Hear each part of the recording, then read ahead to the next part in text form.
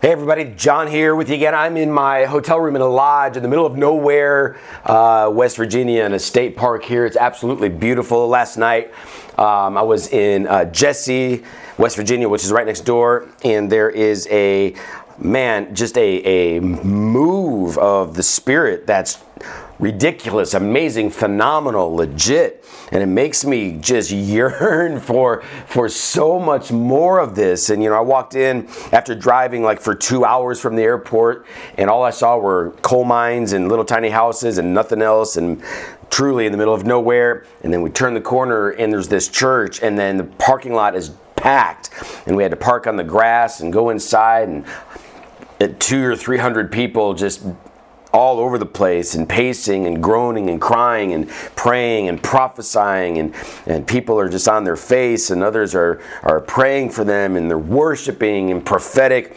atmosphere. And man, where in the world is this in America, everybody? I want to give you just a preview of what I'm going to talk about tonight. I'm preaching tonight.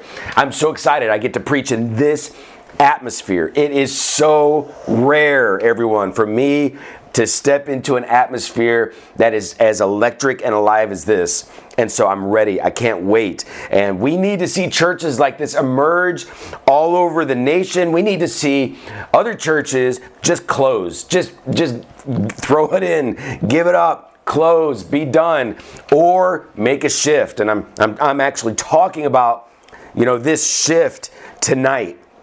And I'm going to record it. I'll upload it tonight or tomorrow, but you've got to make sure that you listen to that. But right now, I just want to kind of off the cuff, and kind of in a raw way, just ask the question, where is this in other parts of the nation?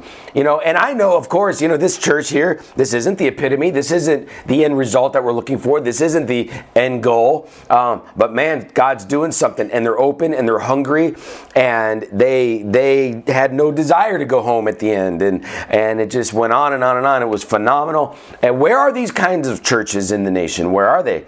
I'm at the point in my ministry where I don't have to travel. It's not something that I need to do, and it's honestly something that I don't really want to do if God's not either directing me there or if God's not just blowing up in that place. Because I want to preach, I want to be involved with people that are hungry, that are ready, and where are they? I'm going to talk a little bit tonight, and I've talked about this in the past. Where are the pavement people?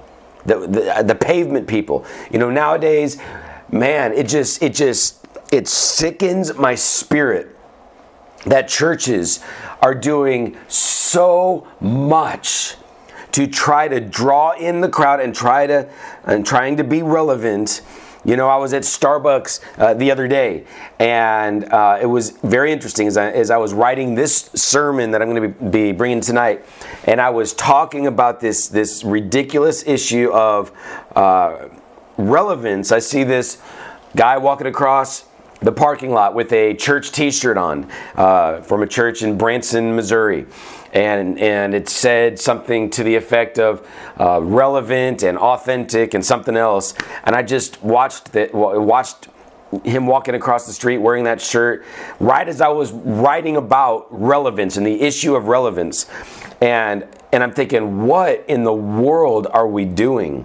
The world doesn't want relevance. They already have that. They have Hollywood and the music world and television and Netflix and on and on. They're already delivering the entertainment that they want in a relevant fashion. They're already doing that. What the world wants is the shock and the awe of the glory of God. And in order to facilitate an environment like that, we need the pavement people. And you might be wondering, well, what the heck is that? And it's people that are not attracted to big programs. They're not attracted to some, seeker-friendly, type of environment. They're not attracted to the big, the presentation. They're not attracted to that. They don't care about that. They simply want to go where the kabod and the Shekinah glory of God is resting. And we see in 2 Chronicles 7 Where Solomon, it says he finished his prayer, and then fire came down from heaven and consumed the burnt offerings and the sacrifices, and the glory of the Lord filled the temple, and the priest couldn't enter the house of the Lord because the glory filled the Lord's house. And get this, and it says, when all the people of Israel saw the fire come down, the glory of the Lord in the temple, they bowed down with their faces to the ground on the pavement, and they worshiped. Where are the pavement people? You know, I've often said that, you know, one indicator of revival truly breaking out in a church is not a full church, it's an empty church. It's where the fire of God consumes that place and people can't even get through the front door. And they're outside on the pavement crying out to God, declaring his goodness. You know, where are the pavement people? Where are they? Where are those that they don't care about programs. They don't care about children's ministry. They don't care about youth ministry. They don't care about, you know, whether they're going to be greeted with a handshake. Give me a break. They don't care about, you know, making friends and fitting in. And they don't care about, am I going to be able to minister here? Are they going to let me prophesy here? Are they going to let me do this? They don't care about that. And I'm not saying none of that isn't important in a way. I get, you know, sure, whatever. But they're just hungry for God. They don't care if there's chairs or if it's air conditioned. Or, man, when I was in Haiti, I mean, I was preaching, basically this church building was an outside church building. It had a roof, but no, you know, it was open around the sides, and it was 100 degrees and humid, and people walked literally 2-3 hours every night, every single night, in the heat and also in the torrential rain. They just walked right through, and they were decked out in their suits and their dresses, and they were dancing and worshiping in the heat, in the rain, night after night after night. These are pavement people. This is what I'm talking about. Where are the hungry? Where are the zealots? Where are the passionate? Where are they? I have no desire to go preaching in a church and just giving them a nice little sermon. God, I'm just so done with that. You know, every now and then I get this desire, and it could happen someday, to launch a church or launch a revival, a local revival, you know, ministry. But I'm asking myself the question, are the zealots around? Where are the pavement people going to show up? Or am I going to start attracting people with all sorts of agendas and issues and you know, all sorts of demands, or am I going to just draw hungry people where we can sit on the floor with a guitar in our lap and worship and cry out to God? And are the people going to come where they're going to repent and they're going to weep and they're going to contend and they're going to groan in the Spirit? Are those people going to come? Because I have no desire to hang out with the other people unless they're going to awaken to this. I have no desire. I'm done. I'm 50 years old, and I've been in ministry a long time. Planted 2 churches, started and led 2 prayer ministries, regional prayer ministries. I mean, had a ministry school. I mean, I've done the stuff. I've done it, and I'm finished with just entertaining people that just want to kind of have a little nice church thing going on. Where are the pavement people? Where are they? Are you one of them? I mean, I'm hearing from people all the time that they're so done with church as usual, and they can't find a church anywhere.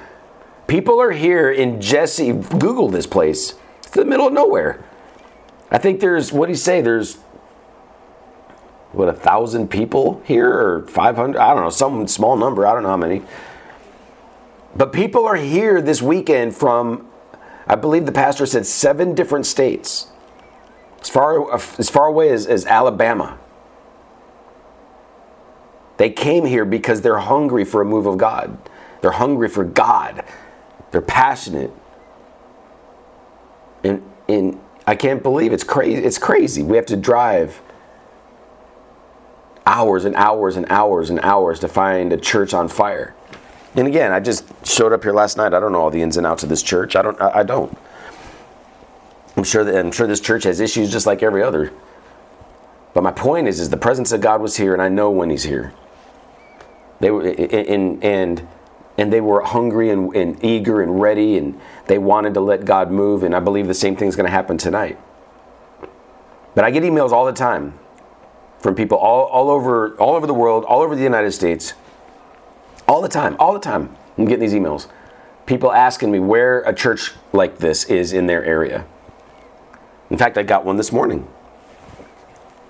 Someone asked me where can they find a church like I talk about in their area. And 99 times out of 100, I have to tell them, I don't know. I haven't heard of anything. Pastors, what are you doing? What's going on? Get over your numbers. Quit counting people. Stop it.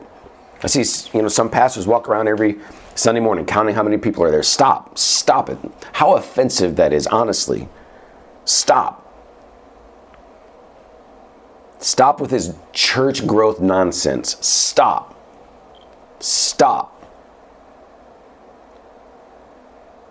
And gather the people that are willing and contend.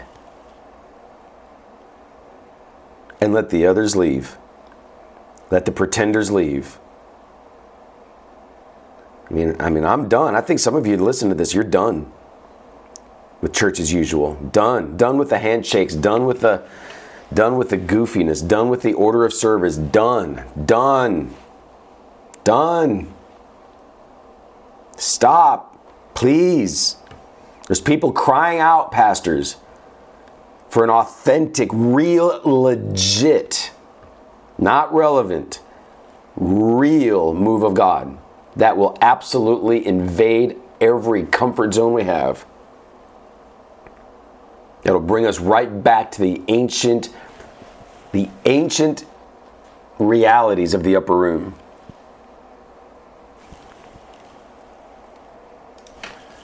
Evan Roberts. I'm at my computer. I want to quote this. I'm going to quote this right. He has a quote. It's my favorite quote of all time. I kind of have it memorized, but I want to read it. And here it is. It's my favorite quote of all time. Internet here's a little slow in this lodge in the middle of nowhere. Let me read this to you. He says, this is Evan Roberts. Of course, he's the guy that launched the Welsh revival. And this is the prescription for revival. Congregate the people who are willing to make a total surrender. Pray and wait. Believe God's promises. Hold daily meetings. That's it. And when we do that, and when we see churches doing that, and when we can cancel all of the unnecessary programs and ministries, stop it. We bring focus from people back to God. Instead of focusing on the people coming through the doors, we're focusing on God. Instead of Ichabod being posted above the doorposts of our churches, Kabod is posted above the doorposts. When all this happens, everybody, we're going to see a move of God in this nation, but we are far from it now. Leave me some comments. I want to hear what you have to say. I'm not traveling much. I'm taking myself off the road. I've been off the road for a couple years. I'm done. But if you're a pastor and you're hearing my heart, you want to bring me out, I'll think about it. I'll pray about it. If it's a God thing, I'm there. But what do you think about all this? Talk to me. All right, talk to you next time.